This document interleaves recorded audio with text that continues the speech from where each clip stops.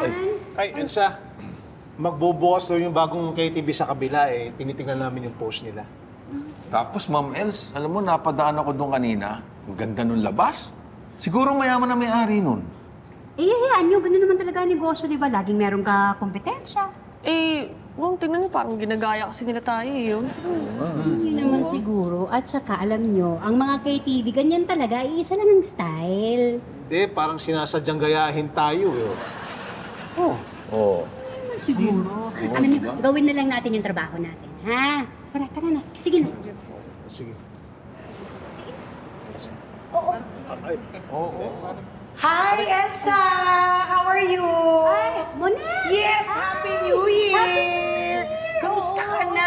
Happy New Year, hello! Ay, si Monet, nanay siya ng dating kaklase ni Clarissa. Oo. Ay, upo. Ay, oo, sige. Nako, thank you so much. Nako, kamusta na nga pala yung anak mo? Ayun, college na at creative writing ang kinuha. Ay, yung anak mo ba si Joanne? Ay, nag-college na rin. Journalism naman sa kanya. Oh. Alam mo, napakaganda nitong KTV mo. Lagi ko nakikita sa mga post mo to eh. Salamat. Ay, sandali. Gusto mo ng juice? Ay, kaya lang wala pa kaming pagkain na kasi mamayang gabi pa kami magbubukas. Naku. Huwag ka na mag-abala, hindi na. Dumaan lang talaga ako para i-check kung nandito ka. Kasi may sasabihin sana ako sa'yo. Ano?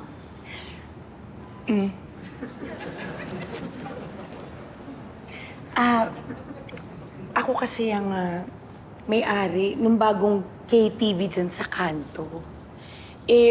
Pinramis ko kasi na ngayong 2026, dapat may bago akong negosyo, hindi ba? So, ayan, pinapakita ko lang, okay lang ba sa'yo na parehas tayong KTV? Sure, okay lang. Good. Opening na pala namin mamayang gabi. So kung may oras kayo, mga employees mo, tsaka ikaw, dumalaw kayo doon, ha? Oo, sige. Sige. Naku, masaya to.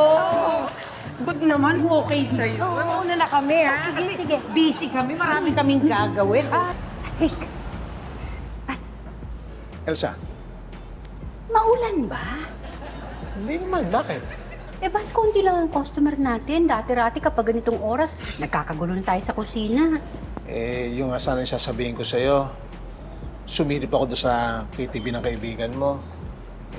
Mukhang nakuha na rin yung customer natin. Ang haba ng pila sa labas. Ang daming tao. Naku, simula pa lang ng taon, ganito na tayo.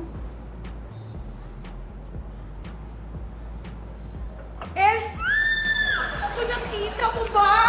Daming tao dun sa KTV ko. Grabe yung opening successful. Oy, congrats. Uy, mamaya kasi dumaan kayo doon. Pag sara nyo, na mukhang any moment, magsasara na kayo ng bayan.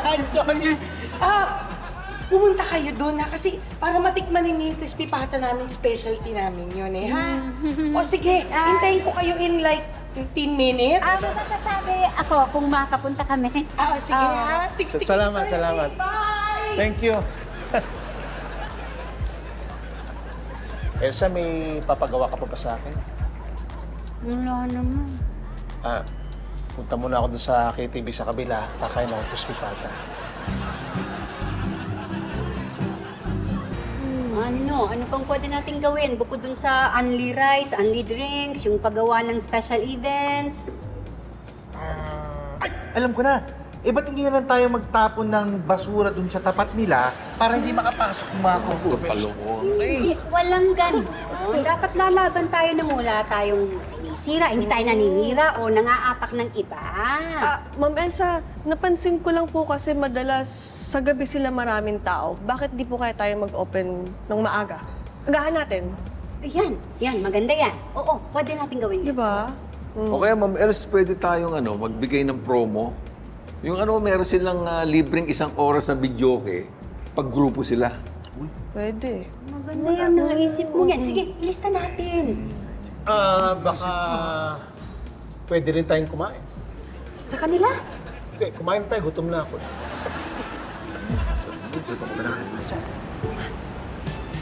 Effective yung plano natin. Oo nga, nakakatuwa. Nandito na sila ulit. Sabi sa inyo, ma'am, may maraming gusto talaga mag-KTV ng tanghali. Tuloy-tuloy lang natin to, ha? Sige po. Meron pa rin kailangan? Ma'am, Oh, nakita ko bukas na po yung kabila. bukas sila. Opo. Teka, sandali. Alas 12 pa lang, bukas na agad. At ang dami pa nga pong tao ngayon sa kanila eh. Eh, malamang ang aga nila nagbukas, ano? Pero sige, alam mo, naisip ko, ha? Parang gusto kong gayahin din yun, eh. Di ba? Early bird catches the worm. Di ba? Eh, mas aagahan natin kaysa sa kanila. Ang gagawin natin, alas 11 pa lang bukas na tayo. Okay ba yon? Kaya nyo yun, Maganda ha? yun, ma'am. Tapos, mamimigay tayo ng libreng iced tea. Di ba? Pwede, ma'am. Talino ko, di ba? May silbi yung noo kong malaki. Di ba? Okay. Bukas yan. Nangyari? Elsa, maagang nagbukas yung kalaban natin tapos libre iced tea pa. Ginagaya po talaga nila tayo, Ma'am Elsa. Yan nyo. Bukas ilabasan natin yung unli rice natin at saka yung free video kay promo. May only rice sila? Yes, ma'am. Tapos, kapag grupo, may libreng 1 oras sa video okay. In fairness sa mga naiisip niya ni Elsa, ha? Pero, sige, lalaban tayo. Hindi tayo susuko. Naintindihan nyo? Alam ko na. Yung libre nating iced tea, gagawin nating bottomless. Ha? Bottomless? Maganda yun, ma'am. Maganda. Okay. Sige. Ako, enjoy kayo, ha? Enjoy lang. Hoy! Yung order nito kanina pa nag-follow up, ha? Pasensya na kayo, parating na, ha? Kamusta kayo? Kanta kayo mamaya. Libreng-libre ang kanta natin, ha? Enjoy everybody. Thank you, ha, for coming. Thank you so much. Kamusta? Miss, kayo ba yung may-ari? Opo, sir. Eh, yung sisig na sinerve nyo, malamig ho eh. Bakit ganun? Ako, sir, alam nyo, hindi ho nangyayari na malamig yung sineserve namin pagkain sa inyo. Sinisiguro ho namin na mainit, malinis, at masarap yung mga pagkain sineserve namin sa inyong lahat. So, ang sinasabi mo, nagsisinungaling ako. Sir, teka lang. Wala naman yata kayo narinig na sinabi ko nagsisinungaling si Sir. Okay lang po yun. Pagkakamali namin, tatanggapin ho namin yan. Okay? Kasi customer namin kayo eh. Ihahatid na lang po namin sa table ninyo. Napakalinis po nung pagdating doon. Ha? Thank you po!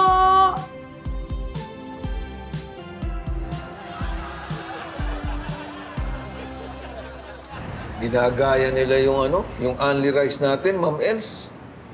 Tapos yung iced tea nila, only din. Sa atin kaya, ano yung pwede natin ipa-only pa? Wala na. Ang pwede na lang nating ipanglaban sa kanila, yung maganda nating trabaho. Busy ka ba? Ay, Elsa, nakita mo ba yung post doon sa FB page ng Party Music Palace? Hindi. Bakit? Naku, ang dami nagre-reklamo, ang daming galit. Lalo doon sa, yung sa may-ari, si Monet. Ang sungit daw. Talaga? Oo, kaya kita mo, wala na silang pila ngayon. O, ba't parang hindi ka masaya? Ba't parang malungkot ka? Eh, natalo na natin yung kalaban natin. Patrick, hindi ganyan. Hindi dapat tayo maging masaya sa pagbagsak ng iba. Tsaka si Monet, okay naman yun. Marami lang hindi nakakaintindi sa kanya. Eh, ikaw, hindi rin kita maintindihan eh. Bakit? Para kasi, Pits, kahit kalaban, mabait.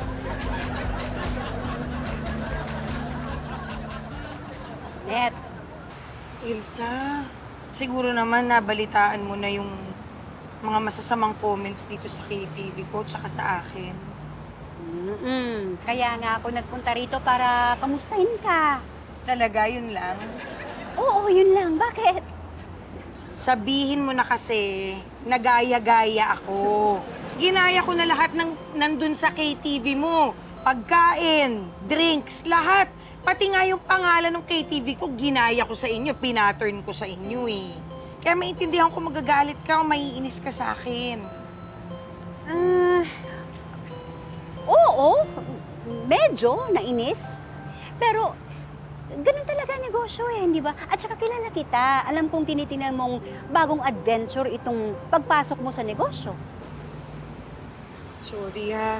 Huwag ka magsusorry. Alam mo, maganda nga yung ginawa mo. Kami, na-challenge, hindi ba? Natuto kaming gawin ang maganda at mabuting serbisyo. So, hindi ka talaga galit? Hindi nga. Kaya kung meron kang kailangan, andito lang ako. O, pwede kitang tulungan. Salamat. Thank you, Elsa. Wala talagang himala, Elsa. Thank you. Nako, pero alam mo, ito naisip ko lang. Alam mo, hindi ako nag-i-enjoy sa KTV. Ah? Para akong laging amoy sisig. Parang ganun yung ano ko. Parang mas mag-i-enjoy ako sa kape. Kaya naiisip ko na i-convert ko kaya sa coffee shop ito. Oh, kung dyan ka masaya. Hindi ba? Bakit hindi? Tapos, magsiserve ako ng coffee na may kakanin.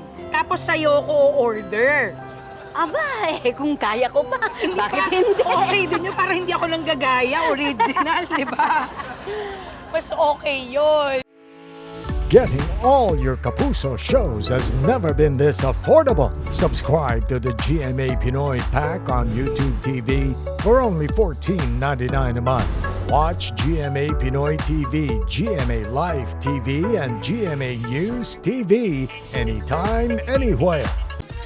Matawa mo saya.